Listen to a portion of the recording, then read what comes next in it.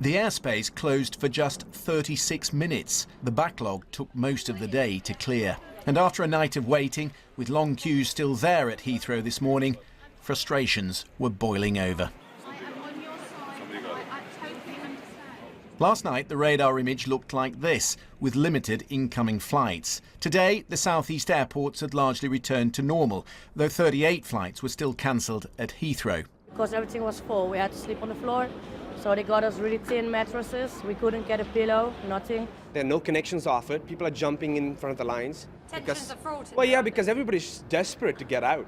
And we have no news whatsoever. Nobody's giving us anything.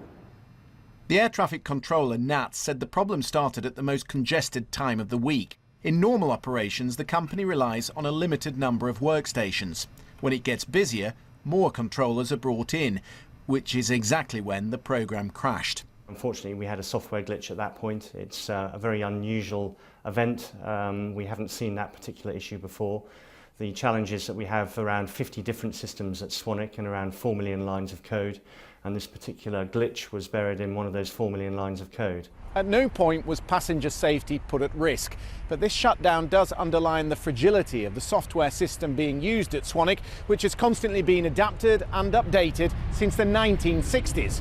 Britain is the only country still using it. Well, it was clear that it was going to become increasingly difficult to manage, simply because it's very old, very complex. It was written in the days when computers had almost no storage available to them. It costs money to build resilience. Nats blames the cost-cutting airlines. But it's the government that owns a 49% share of the company. If the wrong system is being used, it's a failure of NATS. It's a failure of the CAA as well, because they regulate NATS, make sure it works effectively. And clearly, government, who are still part owner, do have responsibility as well. Replacing a critical computer system like NATS is a big